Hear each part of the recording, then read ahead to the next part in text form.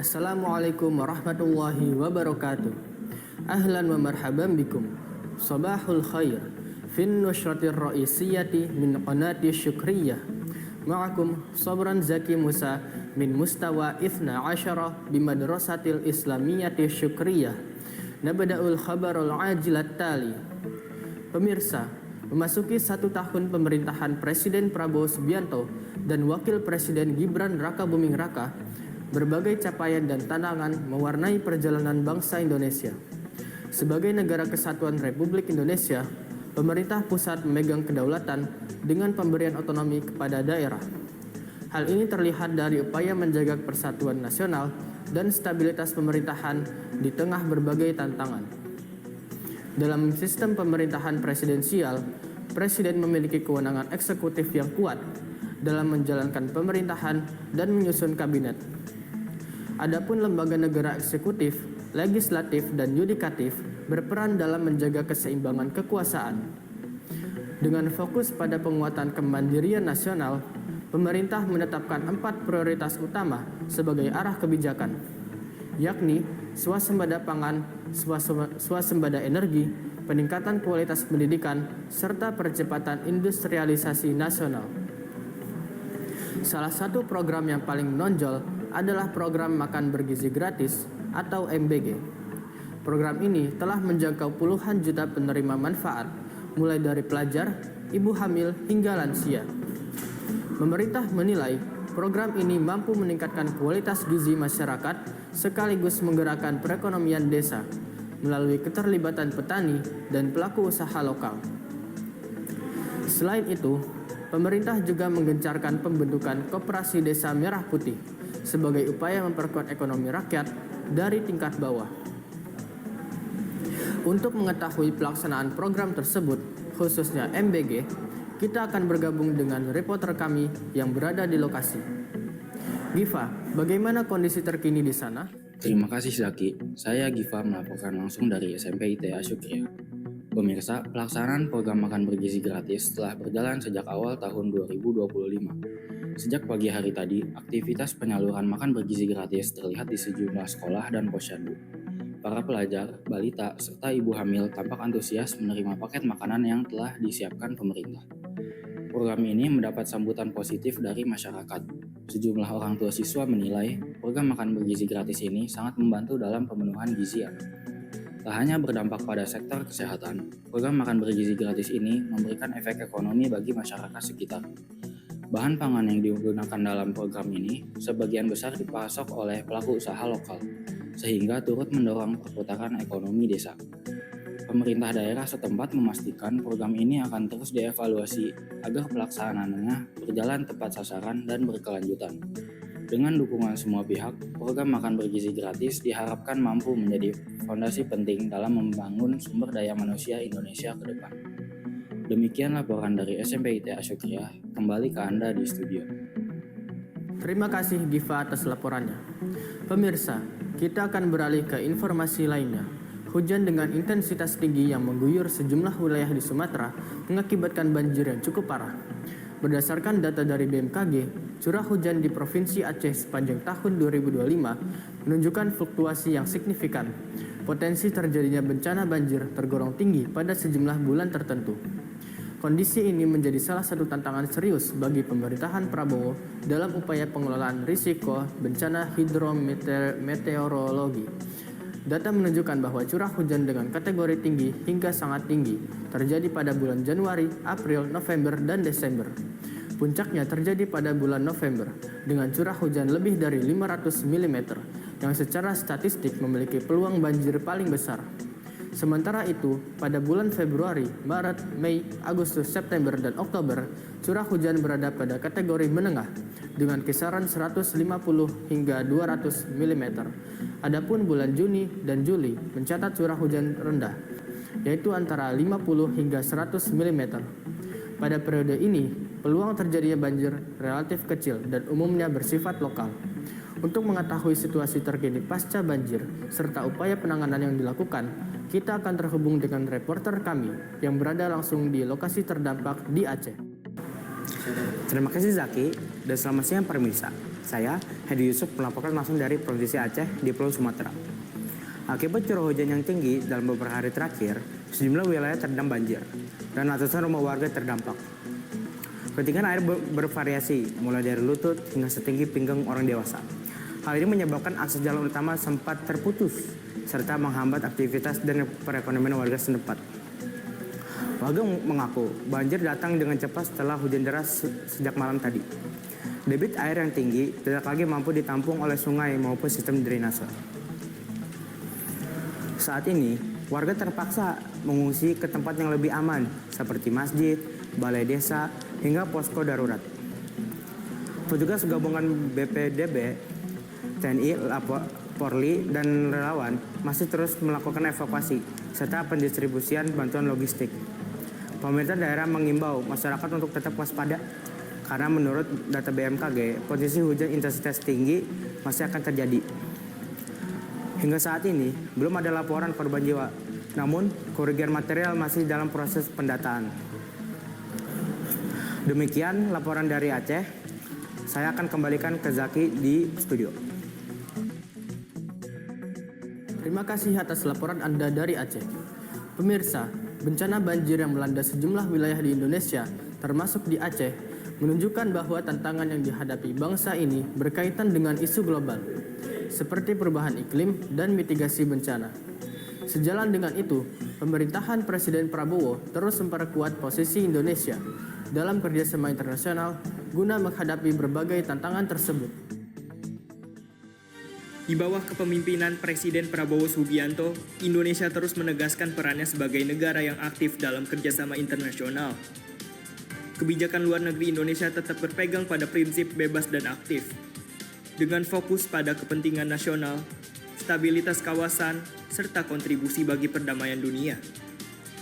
Dalam bidang kemanusiaan dan penanggulangan bencana, Indonesia menjalin kerjasama dengan berbagai negara dan organisasi internasional untuk memperkuat sistem mitigasi, adaptasi perubahan iklim, serta peningkatan kapasitas penanganan bencana. Selain itu, pemerintahan Prabowo juga mendorong kerjasama internasional di bidang ekonomi dan pembangunan, termasuk peningkatan investasi, perdagangan, dan ketahanan pangan. Indonesia tetap memainkan peran sentral dalam ASEAN dengan mendorong stabilitas, solidaritas regional, dan penyelesaian konflik secara damai. Indonesia juga aktif menyuarakan kepentingan negara berkembang di berbagai forum global. Selain itu, dalam skala nasional, perkembangan Indonesia di bidang sosial, ekonomi, dan politik menjadi fokus utama kebijakan nasional. Di bidang sosial, pemerintah memperkuat program perlindungan sosial, peningkatan kualitas pendidikan dan kesehatan, serta penanganan bencana untuk menjaga ketahanan masyarakat. Di bidang ekonomi, pemerintahan Prabowo menitik beratkan pada ketahanan pangan, peningkatan investasi, penciptaan lapangan kerja, serta pembangunan infrastruktur guna mendorong pertumbuhan ekonomi nasional.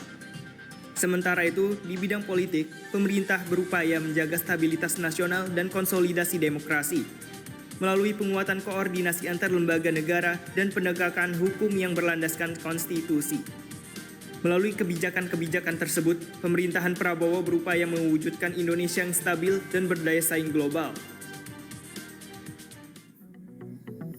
Pemirsa, berbagai perkembangan Indonesia di tingkat nasional maupun internasional pada masa pemerintahan Presiden Prabowo menunjukkan adanya arah kebijakan yang jelas, serta peran aktif Indonesia di berbagai sektor. Namun demikian, setiap kebijakan tentu memiliki sisi positif sekaligus tantangan yang perlu dikaji secara objektif. Untuk mendapatkan gambaran yang lebih mendalam mengenai kelebihan serta kekurangan masa pemerintahan Prabowo, sekarang kita sudah terhubung dengan Pak Agun. Menurut Anda, apa saja kelebihan dan kekurangan masa pemerintahan Prabowo? Terima kasih atas kesempatannya. Sebagai pengamat politik, saya menilai bahwa masa pemerintahan Presiden Prabowo Subianto memiliki sejumlah kelebihan, sekaligus tantangan yang perlu dicermati secara objektif. Dari sisi kelebihan, pemerintahan Prabowo menunjukkan fokus yang kuat pada sistem stabilitas nasional dan ketahanan negara, perhatian terhadap ketahanan pangan, penguatan sektor strategis, serta upaya menjaga posisi Indonesia di tengah dinamika global menjadi nilai positif. Selain itu, pemerintahan juga berupaya memperkuat koordinasi antar lembaga guna mempercepat pengambilan kebijakan. Namun demikian, terdapat pula kekurangan dan tantangan yang dihadapi. Beberapa kebijakan membutuhkan waktu agar dampaknya benar-benar dirasakan oleh masyarakat secara luas. Selain itu, tantangan di bidang pemerataan pembangunan, pengelolaan bencana, serta dinamika sosial dan politik masih memerlukan perhatian dan evaluasi berkelanjutan. Secara keseluruhan, masa pemerintahan Prabowo menunjukkan arah kebijakan yang menekankan stabilitas dan kemandirian nasional. Kedepan, keberhasilan pemerintahan ini akan sangat ditentukan oleh kemampuan pemerintahan dalam menyeimbangkan stabilitas, demokrasi, serta peningkatan kesejahteraan masyarakat. Terima kasih Pak Agun atas pandangan yang disampaikan terkait masa pemerintahan saat ini. Secara keseluruhan, Bapak menyampaikan bahwa masa pemerintahan Prabowo memiliki arah kebijakan yang tegas dan berorientasi pada stabilitas. Namun, tetap menghadapi tantangan dalam pelaksanaan dan pemerataan manfaat kebijakan. Evaluasi dan pengawasan publik menjadi faktor penting agar tujuan pembangunan nasional dapat tercapai secara optimal. Baik pemirsa, kita tinggalkan sejenak informasi kenegaraan. Berbicara soal kemandirian dan inovasi, ternyata kita bisa belajar banyak dari hal-hal sederhana di sekitar kita loh. Salah satunya adalah pemanfaatan bahan alami sebagai sumber energi. Nah, di hadapan Anda saat ini ada beberapa butir tomat nih yang mungkin kelihatannya biasa aja. Namun dalam dunia sains, benda sederhana seperti ini bisa kita gunakan untuk memahami fenomena besar yang disebut sebagai energi. Hari ini kita akan melihat bagaimana reaksi elektrokimia bekerja dan membuktikan bahwa aliran listrik bisa tercipta dari bahan yang gak terduga loh. Tapi perlu diluruskan di awal nih, bahwa eksperimen ini merupakan media edukasi, bukan solusi untuk penerangan utama. Untuk eksperimennya kita akan pakai kabel tembaga dan paku besi. Perhatikan deh saat logam-logam ini dihubungkan secara seri ke setiap tomat. Pas rangkaian terakhir terpasang, lampu LED ini dapat menyala. Kecil sih, namun cukup untuk membuktikan prinsip ilmiahnya. Lantas, gimana tuh logik yang bekerja di balik fenomena ini? Kita nggak lagi melihat keajaiban, melainkan prinsip sel volta atau sel galvanik. Di sini terjadi perpindahan elektron antara dua logam yang berbeda sifat. Nah, paku besi di sini punya role sebagai anode atau pihak yang melepaskan elektron, sementara kabel tembaga adalah katode atau pihak yang menerima elektron. Terus, apa sih role dari tomat di antara keduanya? Tomat mengandung cairan asam yang berfungsi sebagai elektrolit. Tanpa cairan penghantar ini, elektron nggak akan bisa berpindah. Jadi, tomat bukanlah sumber energinya loh, melainkan jembatan kimia agar arus listrik dapat mengalir dari seng menuju tembaga. Inilah alasan kenapa kita butuh lebih dari satu tomat, karena satu buah aja nggak punya tegangan yang cukup untuk menyalakan lampu LED. Melalui demonstrasi ini, kita bisa melihat dasar dari teknologi baterai yang kita pakai setiap hari.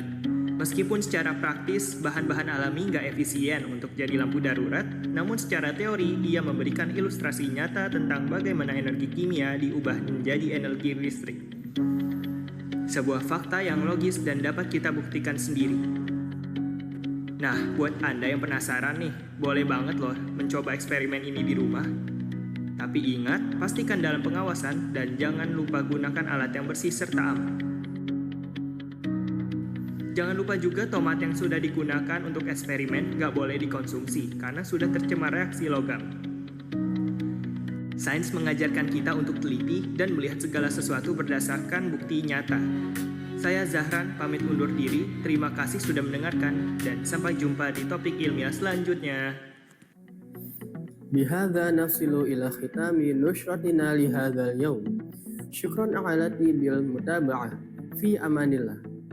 Wassalamualaikum warahmatullahi wabarakatuh.